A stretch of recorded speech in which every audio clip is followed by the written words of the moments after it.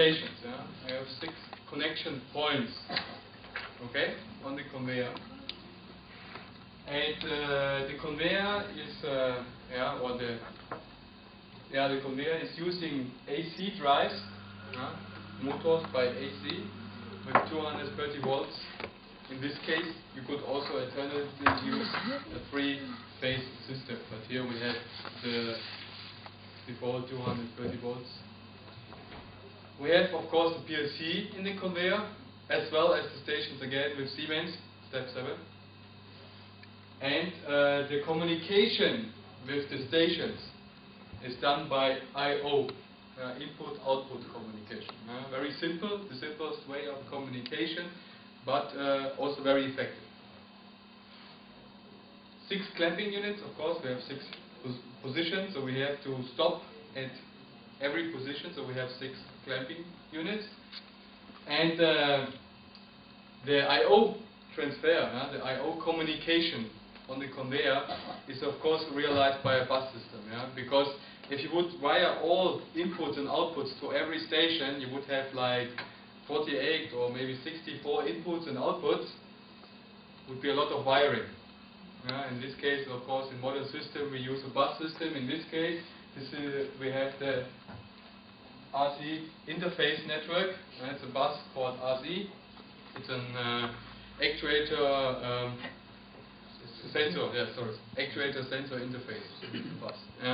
We will see it in more in detail in the following days. Just a short explanation of the conveyor system. And we have drives with a frequency converter for speed variation. So basically we could change the speed of the conveyor because we have a frequency converter installed. By default, the motors run with 50 Hz. Okay. Của cái hệ thống thì bây giờ cái cấu trúc của hệ thống đầu tiên là cái hệ thống băng tải conveyor system. Thì phần số 1 pallet conveyor system, điều đó có nghĩa là bây giờ cái conveyor đi ra và đi vào từ một cái pallet, một cái cục như vậy, có cái carrier của nó đi ra và đi vào. Pallet conveyor system họ chạy bằng động cơ AC, tức động cơ 2 chiều, 230V, 3 pha. Nói như vậy có nghĩa là nếu về Việt Nam các bạn khi bắt set up hệ thống này phải nhớ cái điện 230V và 3 pha. Gắn không 110V vô sẽ có vấn đề, hoặc là gắn cái pha ở giữa làm sao thì các bạn phải để ý cái đó. Trong mỗi một cái trạm như vậy đó là nó có PLC, thì ở đây PLC đại đa số là S7 của Siemens S7. Thì cái sự nối tiếp, tức là cái trao đổi tin tức I/O communication của từng các trạm ra conveyor là qua digital input output. A clamping unit, I would like to ask you what is exactly the meaning of clamping unit here, because I cannot imagine what's exactly. Clamping means usually to clamp to fix something. The cylinder? In this case, this word is maybe not the right one. In this case, it means a stopping position. Okay. The workpiece is fixed at a certain position, but it is not clamped. The carrier is not clamped. Of course, it's only it is stopped. You could also say 6 stopping units. Đúng rồi, bởi vậy tôi hỏi ông này, thế nào là clamping unit? Clamping theo tiếng Việt là đồ kẹp, đúng không? Mình kẹp cái gì vào lại là đồ kẹp. Nhưng mà ở đây ông chỉ dùng ý nghĩa là stopping thôi. Chẳng hạn bây giờ giả sử bây giờ conveyor nó chạy tới đó, nó có sự cố gì thì nó dừng lại, stopping unit. Nó gọi là stopping unit nhiều hơn là clamping unit. Đó. Và sau đó là để mà dùng cái sự trao đổi tín hiệu ở trên cái conveyor đó thì họ dùng hệ thống mạng là AZ network. Tôi nghĩ ở đây một số bạn đã nghe chữ AZ rồi, một số bạn chưa nghe thì không hiểu ở đây có ai có mường tượng gì về AZ rồi. Một cái dạng mạng mà nó dạng ở cấp thấp. Các bạn ở Việt Nam có ai làm việc với AZ bao giờ chưa? Không biết sơ. Không biết sơ thôi hả? Dạ, biết sơ. Thì lát nữa thì nếu có dịp tôi sẽ trình bày sơ về cái nguyên tắc hoạt động của AZ system. Thì với cái AZ như vậy đó là người ta có thể nối vào những các trạm van của Festo, cái hình phía dưới này, những trạm van CP của Festo, CP valve with AZ. Đó, thì những trạm van này ấy, thì thường một cái van là nó có 2 cái chấu. Bạn cho điện vào một chấu từ cái đầu input ra, thì như vậy là bạn sẽ tích được cái van đó. Nhưng mà khi mà qua ASI á, tức là cái PLC của bạn phải có sợi dây vàng vàng ASI, nó dùng chung với tất cả mọi trạm van, và ở mỗi một trạm van nó có một cái địa chỉ. Với cái địa chỉ đó và nó có mấy bit như vậy đó, thì mình gửi đi cái bit nào thì đúng như là đúng cái van đó nó sẽ được kích và không kích. Thì như vậy cái lợi điểm quan trọng nhất giữa cái ASI và một cái sự trao đổi bình thường qua I/O system là gì? Là bây giờ bạn tưởng tượng cái conveyor ở đây của mình nhỏ, chỉ có 5 thước thôi. Giả sử conveyor của mình mà 40 thước, thì như vậy mỗi mà chạm van là phải nối lại dây 40 thước đi và 40 thước về. 6 chạm van, bao nhiêu cái van là bạn có giao bấy nhiêu lần 60 thước. Thì bây giờ bạn chỉ cần một sợi dây ASI màu vàng thôi, bạn nối một vòng hết có tất cả chạm van, bạn tiết kiệm dây mà không sợ bị sai nữa, và chỉ lập mỗi ASI một cái địa chỉ. Và ở cái Siemens cũng lập cái địa chỉ đó, bây giờ tôi dùng cái đường dây này, cái mạng này, và sau đó là tôi có thể kích bất cứ một cái van nào trên sợi dây này để hạ tiện vấn đề dây và hạ tiện luôn cái vấn đề mà khi mà set up đỡ phải ấy. Thì đó là cái ASI dùng trong cái trạm van CP van của Festo. Và cuối cùng là tất cả những cái drive, tức là những cái bộ phận mà cho cái hệ thống motor chạy đó, là họ dùng cái máy biến tần frequency converter để mà có thể thay đổi được tốc độ của cái chậm conveyor. Okay? So, what's important to understand is that the intelligence of this system is in the conveyor system. Yeah, the conveyor system has the main control. Okay, so the PLC, of course, in the conveyor. Yeah, all the application in the conveyor is controlling the complete process, because all communication is always from PLC of the conveyor to the station and backwards. And of course, the process is also. That's why we use also ASI interface, because everything is connected to the bus system, and so the PLC inside the conveyor system is basically the brain of the system. Okay? Thì trong cái hệ thống này họ thiết kế đó, họ dùng conveyor là có những cái bộ não điều khiển chính. Bạn nhớ cái pyramid mà hồi nãy mình vẽ không? Cái tầng trên đó, cái tầng control level đó, thì đó là cái control level. Yeah. Level hay control level. Thì ở cái chỗ đó thì họ dùng những cái, bây giờ là tôi dùng cái conveyor này là coi như cái bộ não để tôi điều khiển toàn bộ những cái trạm của tôi, tức là đến trạm nào tôi biết là trạm đó nó phải làm gì, và sau đó tôi sẽ ra những tín hiệu điều khiển tiếp. Thì đây là một cái phương án, họ nói là tôi dùng conveyor là coi như là cái bộ não để mà điều khiển toàn bộ hệ thống này. Tại vì sao? Qua cái conveyor là bạn có thể kiểm soát được cái material flow, tức là cái dòng chảy của chất liệu, đúng không? Ok. Yes, of course. This you will see, of course, when we finally start up the system later. The controller, the conveyor needs to, of course, initialize the stopper units. Now it's called stopper units, not clamping units. It will transport the pellets. Okay, we have here these carriers. I usually call them carriers, but they are also called pellets in the system. The reason is, basically the carrier is here, and this here is the pellet. Because it's one piece, you could call it carrier or pellet.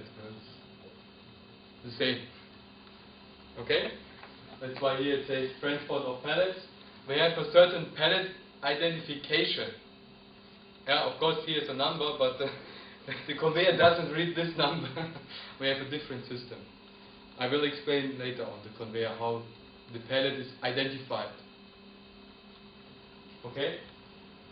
Of course we have a communication between here, the stopper, and the station. Now there's a communication going, of course, over the PLC of the conveyor. Now there's a communication, because if there's no station connected, then the position is not used, of course. Yeah. We have, of course, an emergency system, emergency stop system. This is very important in modern systems. And we have the control and activation of a material flow. Of course, we can start automatic mode and we can stop automatic mode manually. Ok, bây giờ dịch cả TV bắt đầu mình đi về từng cái chi tiết. Thì họ giải nghĩa một cách rất là hệ thống là cái nhiệm vụ của conveyor là gì. Đầu tiên đó là conveyor, nhiệm vụ đầu tiên đó là the function of the conveyor system are, những nhiệm vụ đó. Đầu tiên là khởi động cái stopper, tức là cái stopper unit. Stopper unit nghĩa là gì? Mình chạy tới đó, tức một chạm mà nó đứng lại, một cái stopper unit nó đứng lại để nó biết là bây giờ đã có vật phẩm tới đó rồi, và cái station nó sẽ làm việc với cái vật phẩm, với cái workpiece, tức là với cái con phôi hoặc là cái sản phẩm đó. Cái thứ nhì là cái conveyor có nhiệm vụ để mà di chuyển hoặc là nó chuyển động cái pallet, thì ở đây ông dùng cái chữ pallet tức là carrier đó, hai cái thì nói chung đó là đây là một cái định nghĩa thôi, tức là có cái gì để mà mình đi di chuyển được những cái sản phẩm của mình trên conveyor. Giữa cái pallet và conveyor nó khác nhau chỗ nào? Conveyor nó chỉ di chuyển thôi, nhưng mà pallet ta có thể mang vào được ở trong hệ thống sản xuất, trong cái working station của mình, đúng không? Bởi vậy mà cái pallet nó phải làm gì? Nó phải làm sao phù hợp với những cái con phôi, nó giữ đứng vào con phôi, nó vừa chỗ cho con phôi, để làm thế nào sự di chuyển ra vào, để những cái công tác sau khi mình gia công trên cái pallet đó, hoặc là mình thay đổi những cái vị trí mang vào cái máy nó được tối ưu.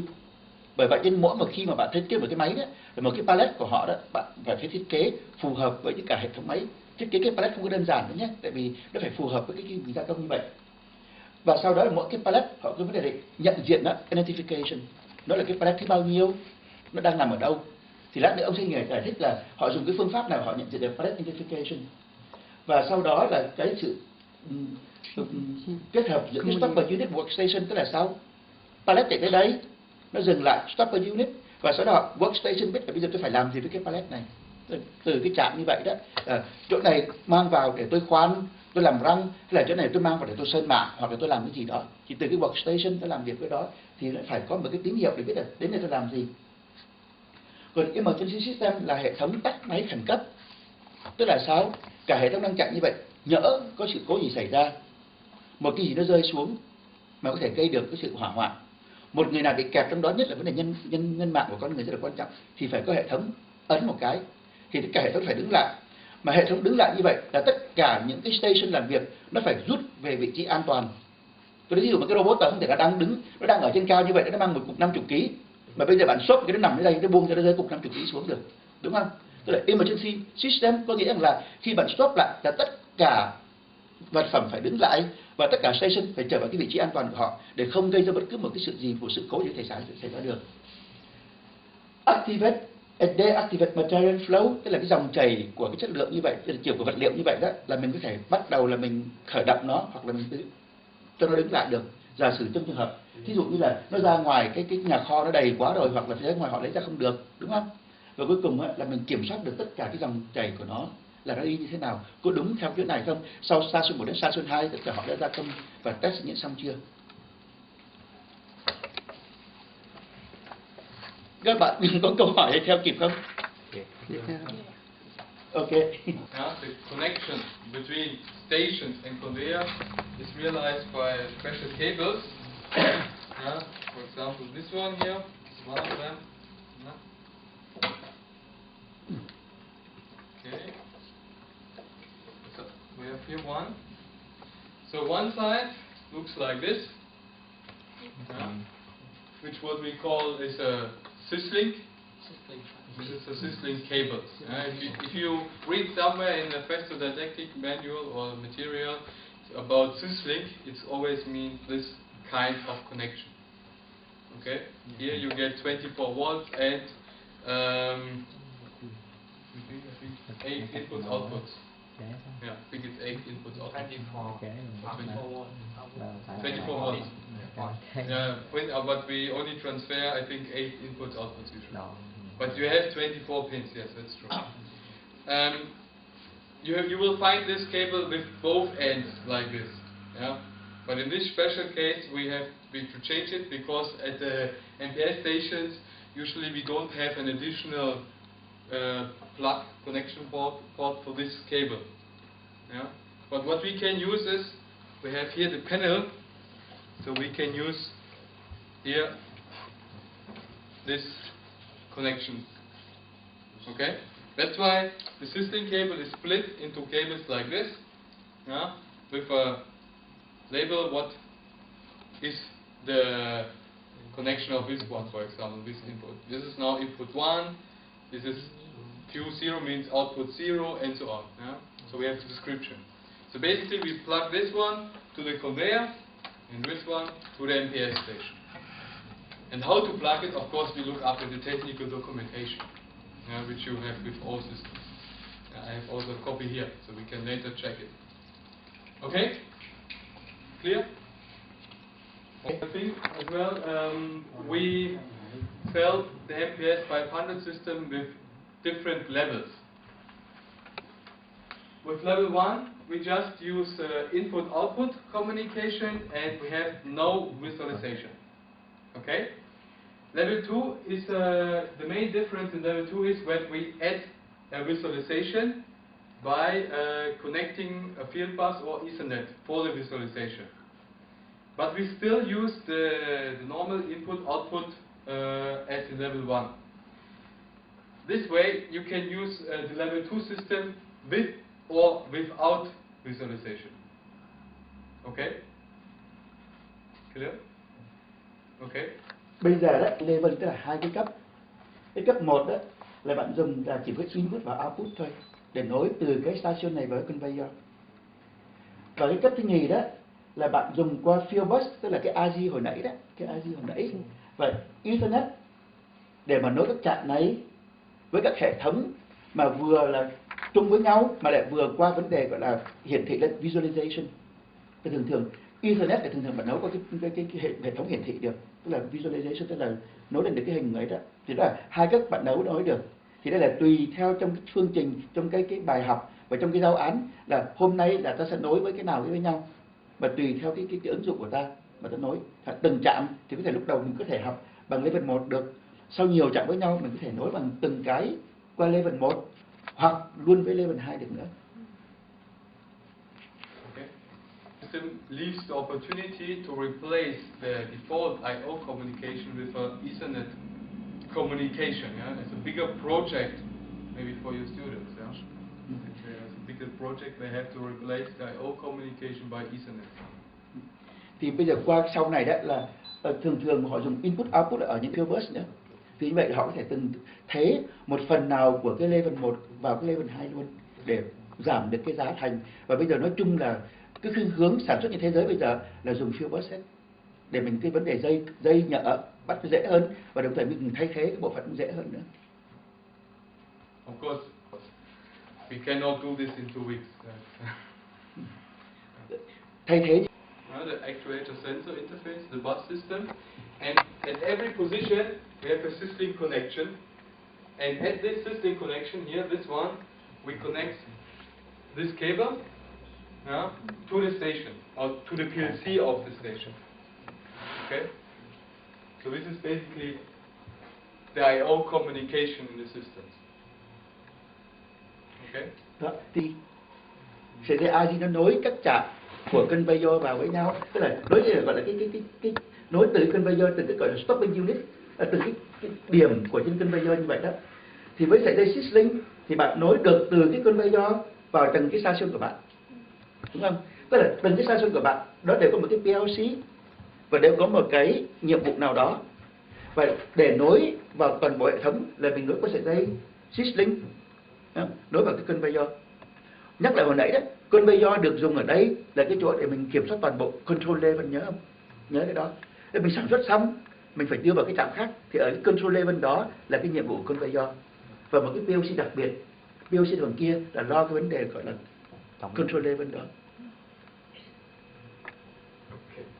Now, still the ARS interface, it's the same. And now, additionally, we use an Ethernet connected to all PLCs and to a visualization computer.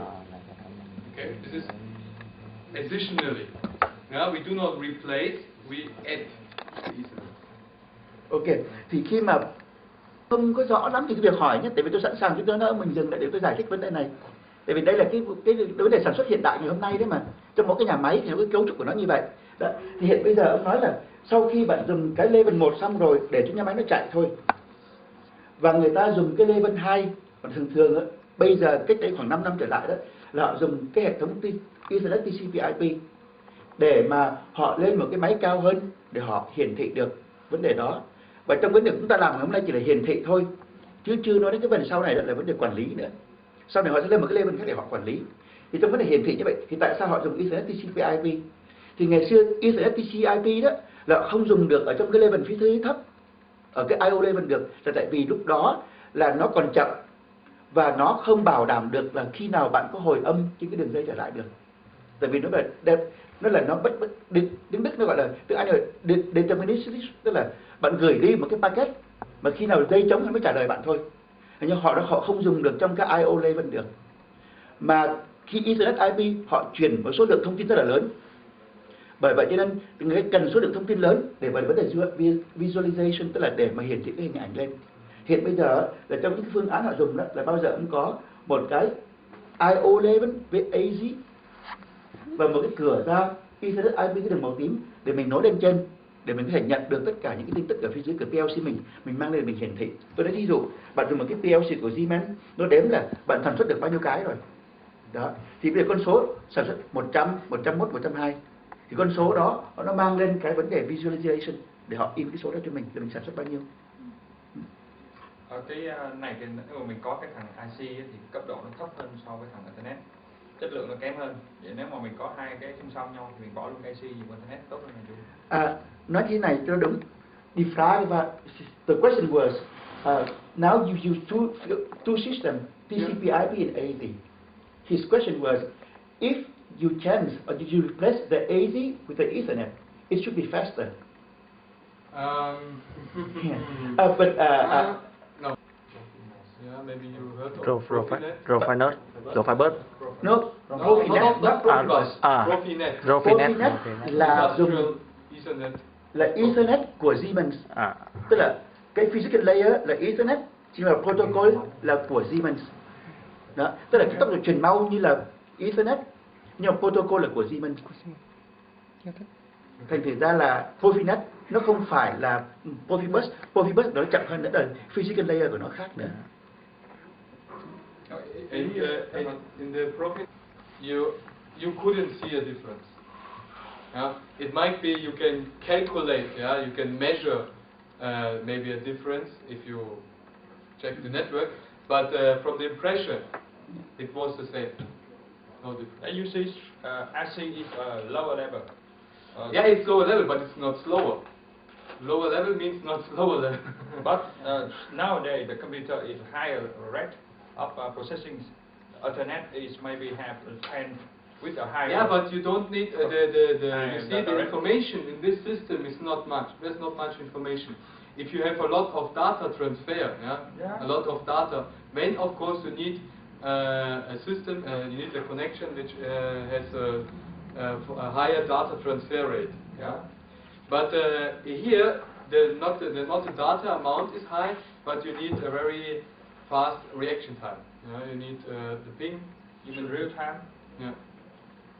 So here it's not, because the communication bits, we have maybe only 4 bits communication bits between station and conveyor. You mean the reasons why we can remove AC from the convey system, because AC have the real-time processing faster than to Ethernet on the bus? No, I don't mean this. I just say you won't have a big speed impact. The speed will not increase much if you use Ethernet. Cho mình explain. Yeah. Ok, cho mình giải thích. Tại vì ngày xưa đó là cái AV nó có cách đây 15 năm rồi, và Ethernet nó mới có khoảng đây 5 năm bình thường industry mà thôi. Cái đây 5 năm khi bạn làm một cái chặng AV thì vấn đề câu hỏi thứ nhất đặt ra là câu hỏi về tốc độ. Câu hỏi thứ nhất bạn đặt ra mà chúng tôi nghĩ là ở đây nhiều người quên là câu hỏi về giá tiền. Bây giờ bạn làm một chặng van mà nối với AZ và một chặng van nối với Ethernet bao nhiêu tiền? Hoặc là một cái input output module mình nối với AZ bao nhiêu tiền? Ngày xưa đối với cái AZ chip nó có 4 đồng thôi, tôi nối một cái sợi dây rất là rẻ tiền, nối cái là xong ngay. Thì lúc đầu đó, cách đây 15 năm người ta dùng cái AZ thì thật sự là nghe nó chậm, nhưng mà nó không chậm hơn bao nhiêu. Tại vì sao? Tại vì tôi mở một cái van ra rồi tôi cần khoảng độ 10 ms cái van nó mới mở. Thì trong vòng 10 ms mà anh có gửi 100 microgiây á thì cũng chẳng làm gì cả. Ethernet có chuyển được 10 megabit đúng không? Thì anh cứ chuyển 100 lần, nhưng mà 10 ms tôi mới mở ra. Hoặc một cái input signal thì tôi phải lọc tín hiệu là 5 ms để nó không bị mấy cái tín hiệu nhiễu đó mà. Thì bây giờ anh có hỏi 1000 lần đi nữa thì kết quả anh cũng chỉ nhận được sớm nhất là 5 ms thôi. Thành thử ra đầu tiên câu hỏi thứ nhất đặt ra là anh có chạy mau hơn, nhưng mà các sensor và actuator phía dưới đó nó đến tốc độ đó thôi thì AZ nó vẫn đủ xài rồi, anh không thấy cái gì khác cả. Đó là vấn đề thứ nhất. Vấn đề thứ nhì đặt ra nữa là ngày xưa đó là Ethernet còn rất là mắc, cái đồ cắm của nó, và trong đó khi mình cắm vào trong cái hiện trường IP65 tức là bụi bặm tất cả nó vào, và đây đồ AZ nó cắm vào như vậy thì cái đồ cắm, cái giá tiền của đồ cắm rất là quan trọng. Thành chỉ ra cách đây 15 năm là người ta dùng AZ tại vì thứ nhất nó đủ xài cho tất cả một hệ thống vừa phải tới 100 đến 200 I/O. Thứ nhì, giá nó rẻ. Thứ ba, setup nó dễ. Bây giờ nó ra Ethernet, càng ngày giá nó càng rẻ, và cái chip Ethernet bây giờ nó cũng rẻ những chip AZ vậy thôi.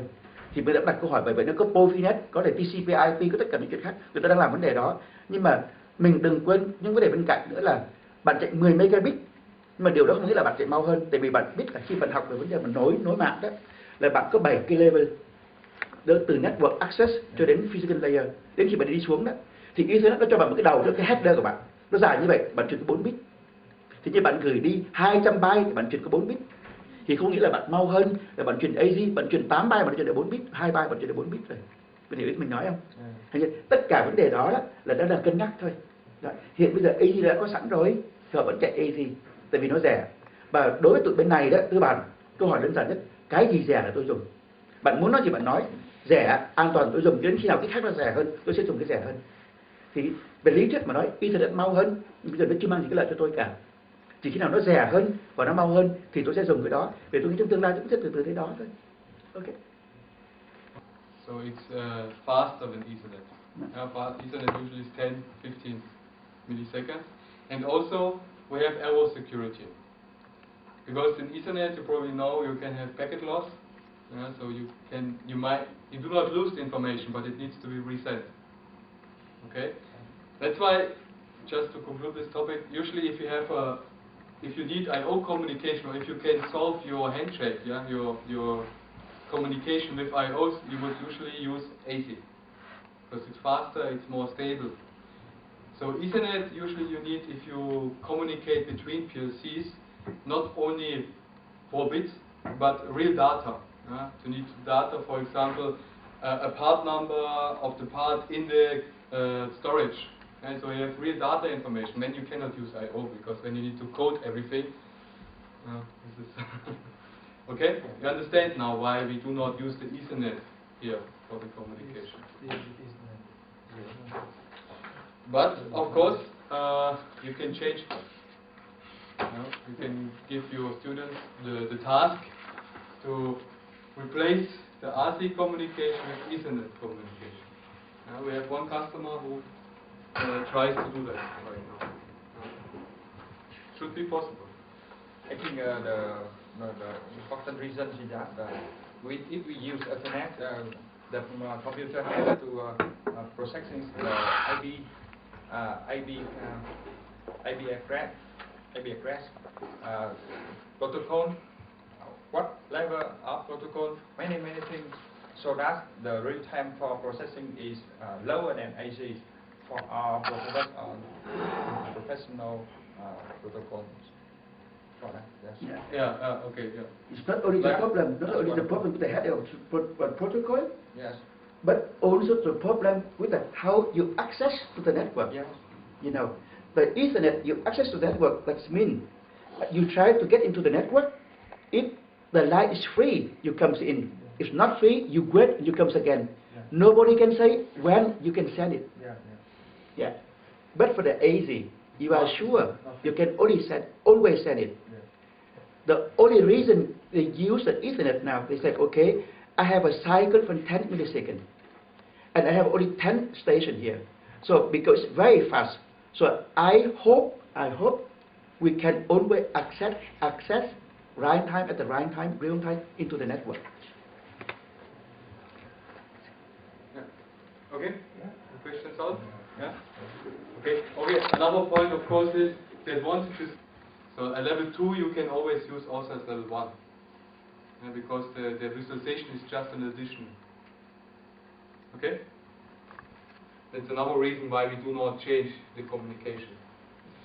Okay, now usually the presentation would start with the process concept, but I think it is time that we finally do something at the system. So before we analyze the process, we maybe first start the commissioning.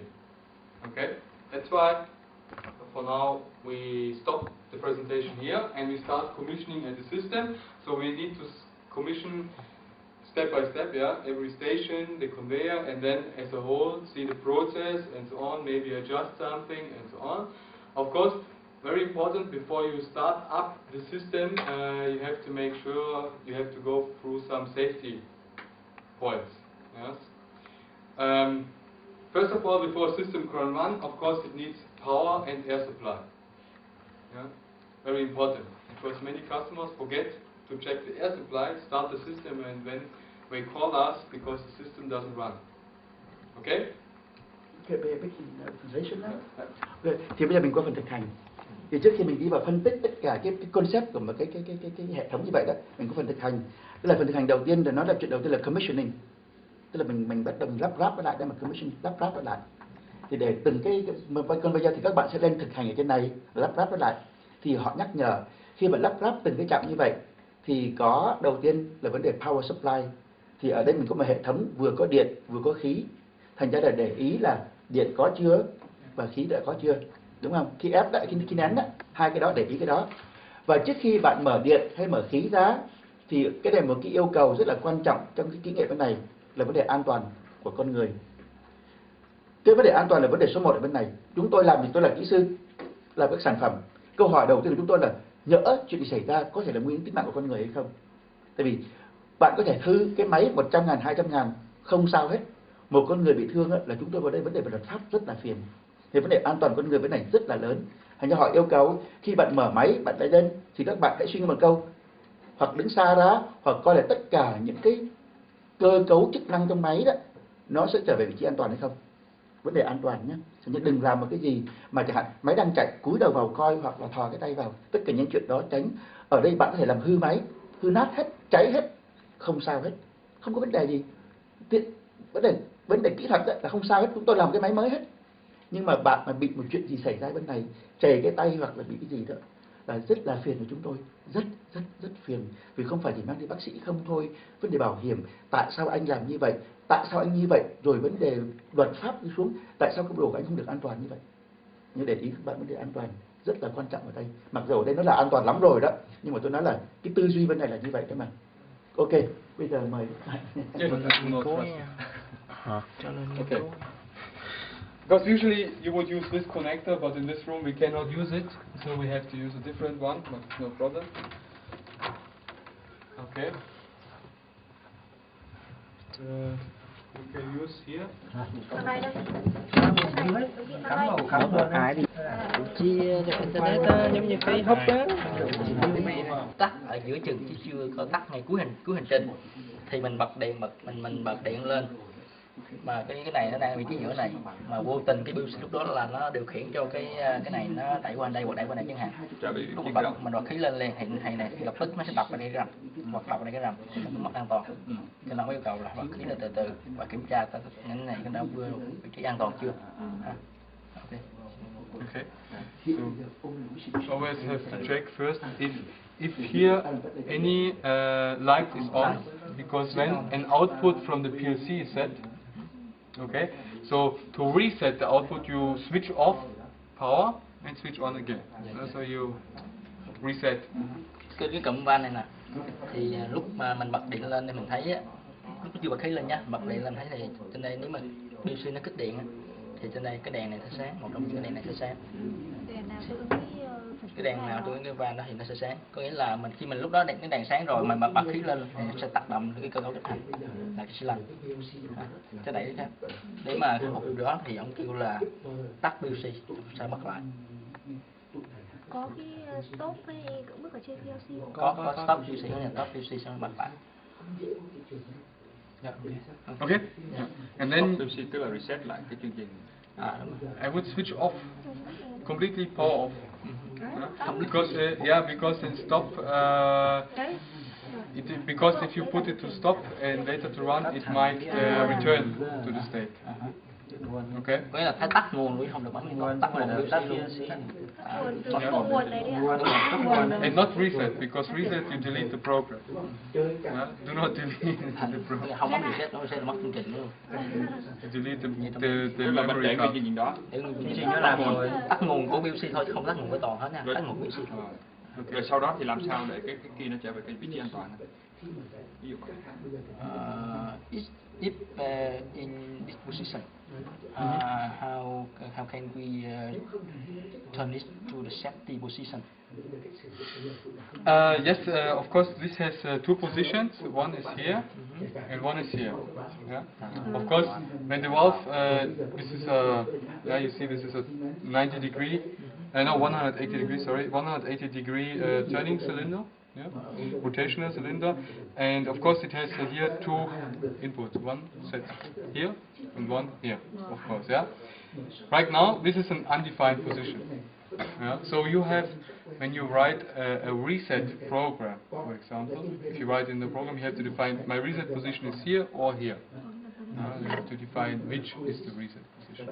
You can also manually operate the valves by hand. I have to get this out and test. Now I have here the safety lock. And it's a safety lock. If here now, yes, in this case you can NPS stations are mechatronic systems and they have all pneumatic equipment. Okay, so you can now power on here, air supply here.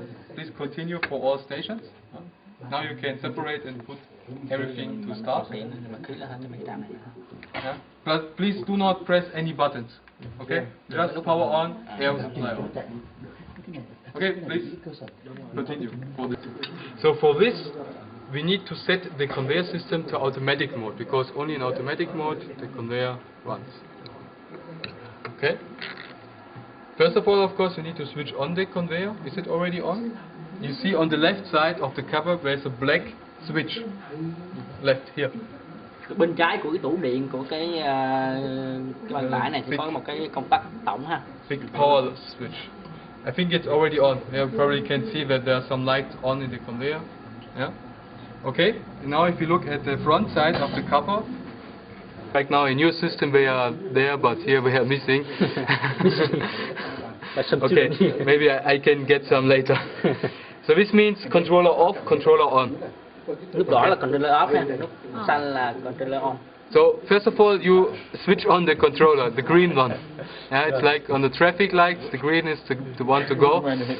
Yeah. So you switch on the controller. Okay. And now this one here is automatic off, automatic on. You see the automatic on is blinking or flashing. Means you need to press it to start automatic mode. So this is automatic mode on, automatic mode off. So I switch here, automatic mode on, and now the conveyor will start running. And usually now the stoppers would go down, because no station is connected, all stations are not in automatic mode. They do not go down because, what do you think, why the stoppers are not going down? Why? What might be the reason? What is a stopper? It's a cylinder. And the cylinder needs... What does a cylinder need to operate? Air pressure, yes? If you look at our air supply of the conveyor, what do we see? The valve is probably closed there at the bottom. Okay. Yeah? Cái này là lúc đầu là bật cái băng tải automatic on thì những cái stopper của xi lanh thì nó sẽ tự động là sẽ thụt xuống hết. Okay. Bây giờ cái này nó tự động nó không có chịu dừng xuống. Không có khí. Oh, some problem here.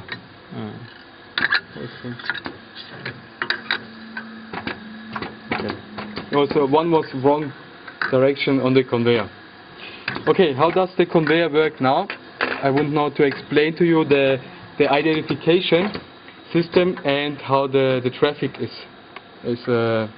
controlled. Ông sẽ hướng dẫn mình là cái hệ thống, cái cách mà cái băng tải nhận dạng từng cái pallet khác nhau ha. Okay. Now, for example, this is you can take the next one. Yes. Yeah.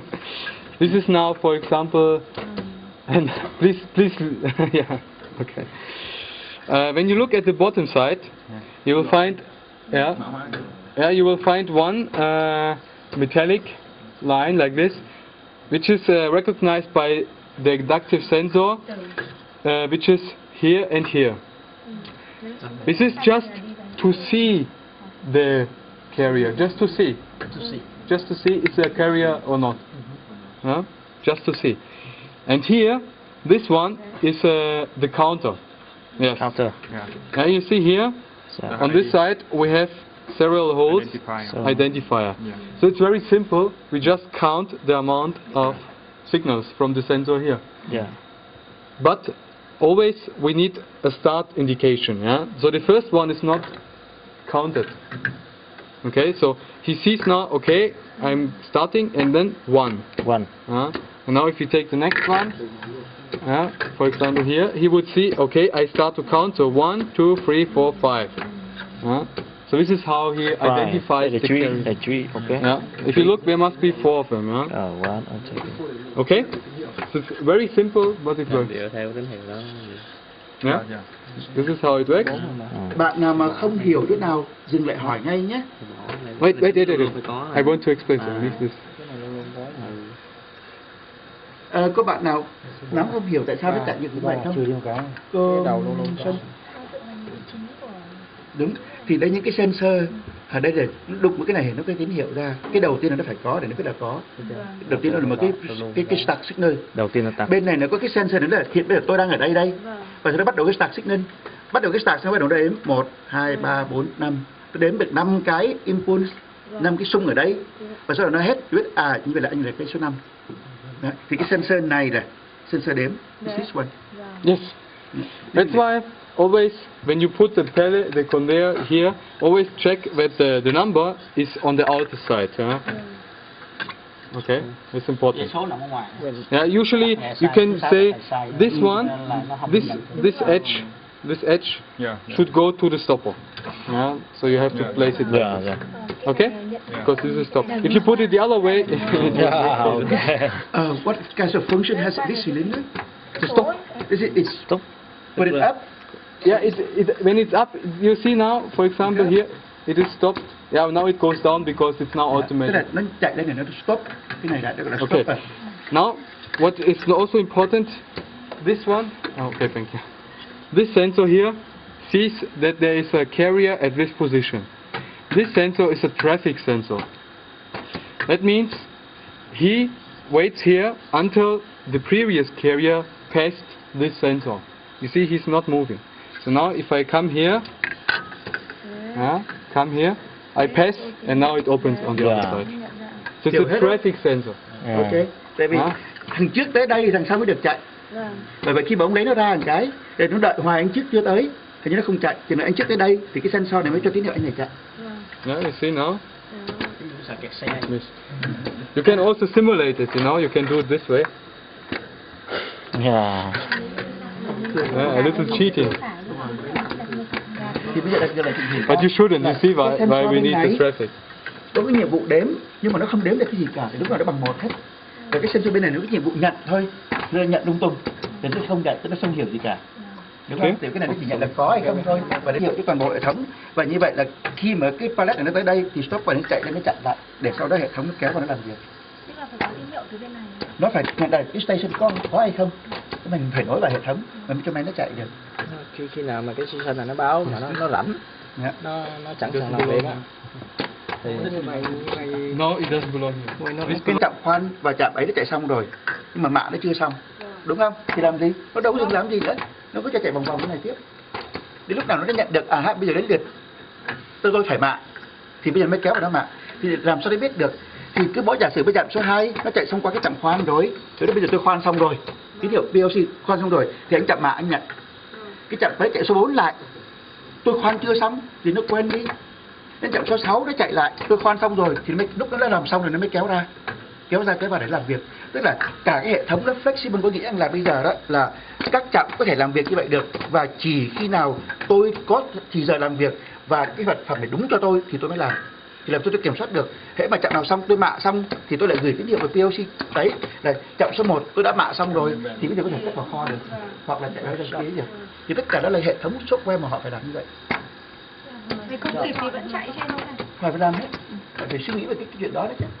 Để hiện bây giờ tôi nói ok, tôi nhận được tín hiệu chậm số 5, Quy hiệp cho bây giờ nhận được chậm số 5 rồi, thì tôi mới hỏi thêm tiếp, như vậy chậm số 5 đã qua được cái chỗ mà khoan chưa? Nếu nó chưa qua thì tôi đâu có việc mà. For motor.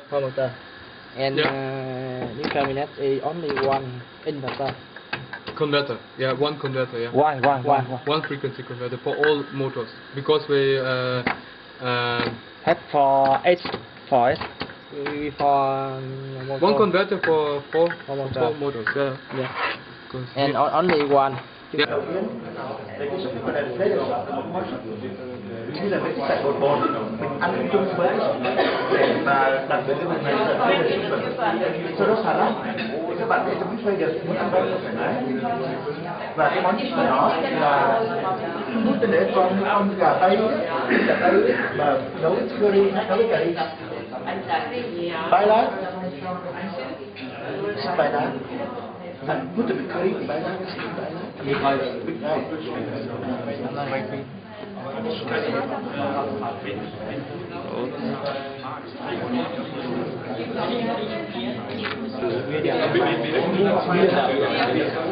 Vâng, thì buổi chiều đi. Để uống một cái là cô là nó sẽ được đó.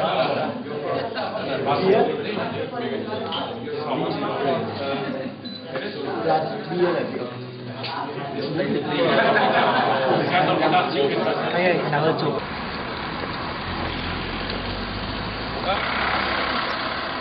without the stopper going down, I have to switch off the air supply.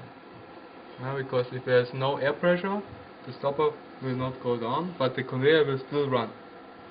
Okay, so we start automatic mode on the conveyor. Can you please start the automatic? Automatic on. Ok đó, đúng rồi đó. Đấy, màu xanh ấy.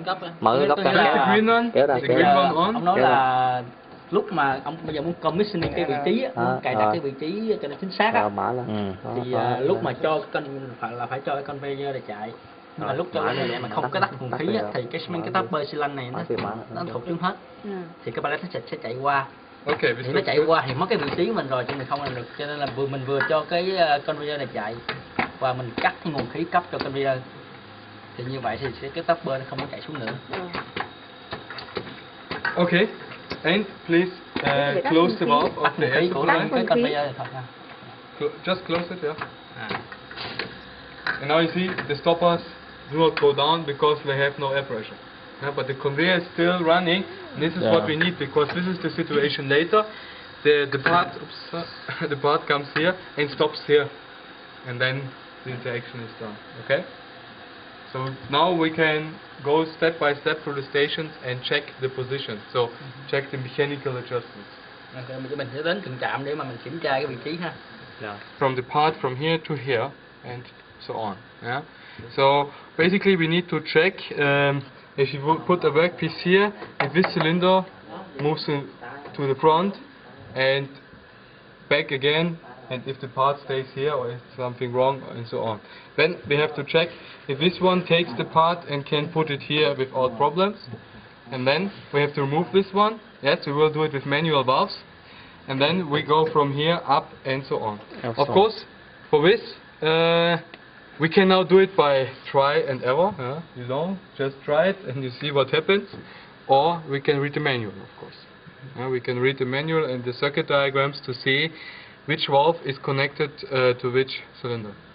Or we can follow here easily the air tube. Phải mò dây một là phải mò dây cho nó cái van nào kích cái xi lanh nào, hay là phải đọc trên sơ đồ. We have a label it here, maybe it's easy to check. No.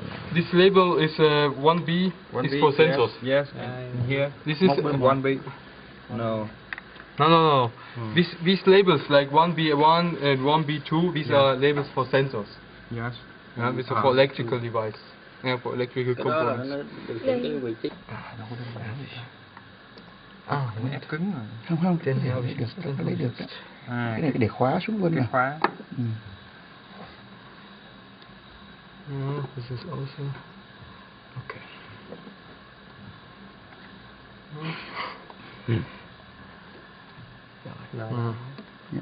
Almost. Go here to a certain height. Here. At this height, I have my green Yeah. in the center, so this is the correct height. If I now change the settings here, of course it will be a different height. And if it's too high, Too like high. this, then it's also a bad part. Yeah. Now it's too low because now the sensor is at 0. The voltage is low. Thì hồi nãy có một bạn hỏi là làm thế nào để đo được cái chiều dài, Đó, cái chiều chiều cao của cái cao này đó. đúng rồi. Here, this one goes down, comes here, and returns back. This is the process. Đây là cái chương trình hoạt động của hai cái trạm này ha. Thì cái trạm này gọi là trạm handling, cũng còn gọi là trạm pick and play, gấp và đặt ha. Thì nó sẽ gấp phôi trạm handling sẽ gấp phôi từ pallet này bỏ vào đây chứ không phải bỏ vào đây ha, bỏ vào đây. Sau đó cái trạm processing, đây là trạm processing, đây là trạm gia công và xử lý, thì nó sẽ quay tới đây, dừng lại ở đây, và cái cơ cấu này nó tác động, nó giống như máy giặt vậy, Drilling? một con máy giặt.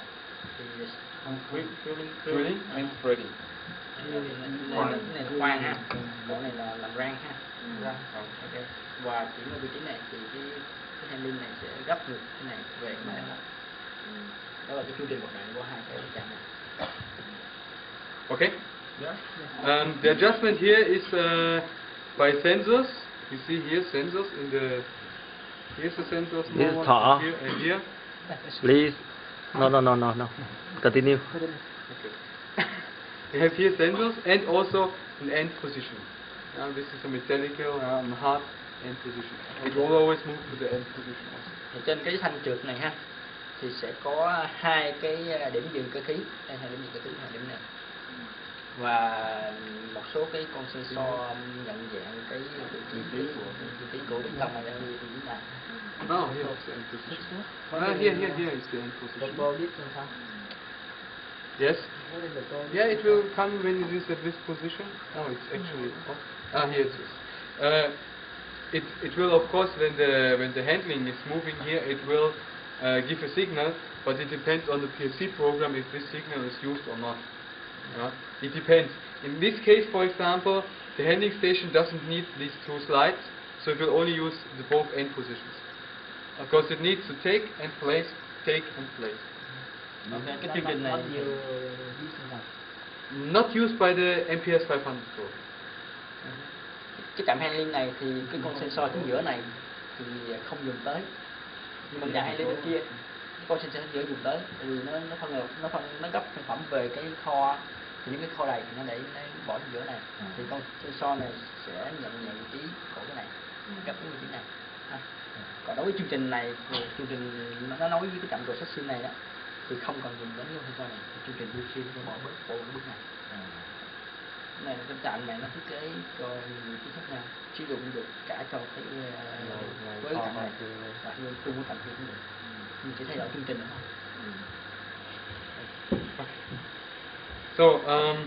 So basically for us important are the two end positions. So if you want the handling to be more in this direction, for example, we have to move this one a little off, and maybe if you move it too far, we have also to adjust the sensor. Because the sensor is not. Usually the sensor here should be same as the end position. Trên cái xi lanh trượt này thì hai cái điểm dừng cơ khí này rất là quan trọng.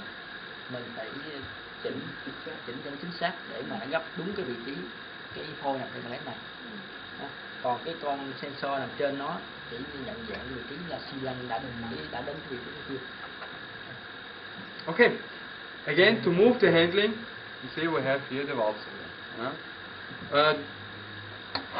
Okay, you can use trial and error in this case, because the problem is right now all of them go inside, so it's difficult to guess which one is doing what function. So you have to use a trial and error method. So try, see what happens. Thì cái này ống Because này nó luồn như đây cho nên là không biết cái ống nào của xi lanh nào, cho nên là phải dùng cái đó để thử cái quang dấu xi lanh nào. Because if you have no workpiece anywhere, nothing should happen, because this handling stays usually higher than the position, unless you buy a new handling from MPS, which has here a different angle. Because here, you see here, you can adjust the angle of the handling system. So if it is like this, and you go down, of course you will come down here. But right now we know it is already adjusted, so we can use trial and error. Thì cái trạm này lúc mà mình mới mua về á, mà nó chưa có commissioning cho mình được, là mình mới mua trạm riêng lẻ thôi, mà mình không có biết chiều cao của cái thằng cái bên này là bao nhiêu, thì cái cơ cấu khí này là mình chỉnh được độ nghiêng và chỉnh được độ cao. Mình phải chỉnh coi kỹ để mình, nếu mình đẩy cái xi lanh này có được xuống thì nó đụng cái cơ cấu gì bên ngoài này, nó ảnh hưởng đến cái hàng về collision. Okay, and you see also you can move the handling like this. So it depends on your configuration. If you use an MPS line and you want this one to be the end position, you can move this one more to the left. Put the end position somewhere here and then end position here and sensor here. Okay, for example. cái này mình có thể di chuyển cái như sóng cực này luôn trái qua phải luôn, nếu mà không đủ nếu mà phần cơ cấu cơ này không đủ vị trí chiều dài mình di chuyển như xi lanh ngoài. Dĩ nhiên là hành trình nó chỉ nằm trong cái giới hạn này thôi. Okay, so now let's check. This one is probably, as you could say, for this movement. Yeah, okay. It's a little fast. If it's too fast, you can reduce the speed here by the, what's in English? Post, Yeah. chop. So what's the English? Đồ cái ép cái đầu ra cái đồ mà cái cản khí cái gì đầu ra. Cái lô meter ở cái Yeah. Đồ giảm Giảm chấn, nó gọi là giảm chấn. Phải giảm chấn. Thế nào? Nó bị cái đó khí nó không ra đó mà trở ra là tiếng Việt. Okay. Yeah. tiết lưu là tiết lưu nè, tiết lưu. Tiết lưu. Tiết lưu này. You can Chỉnh góc độ adjust, của yeah. cái bạch tiết lưu này ha. Được bằng tiếng Việt. Okay, so now probably this position would be fine, but I guess this position we have to check because this station, both of them were moved here, and this position wasn't checked yet. Okay, so we have now. Please move the handling here and go down. Open gripper. Please. Họ Bây giờ là mình chỉnh cái cái vị trí ngoài. này ha, vị trí này còn kiểm tra xem cũng có hành chưa ha. Just move here. Our direction. Yeah.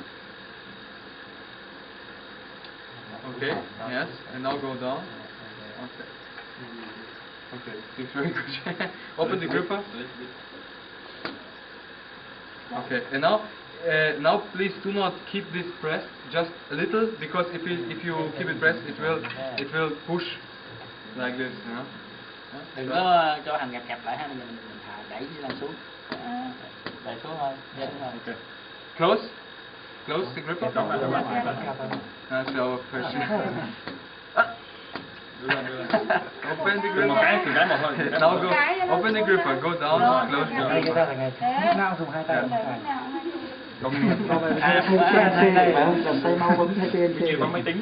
Now move to the other position.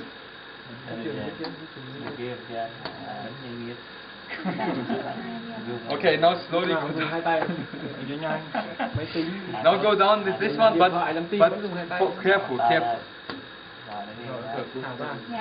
Okay, we are lucky because this system was already commissioned, so we don't have to do much.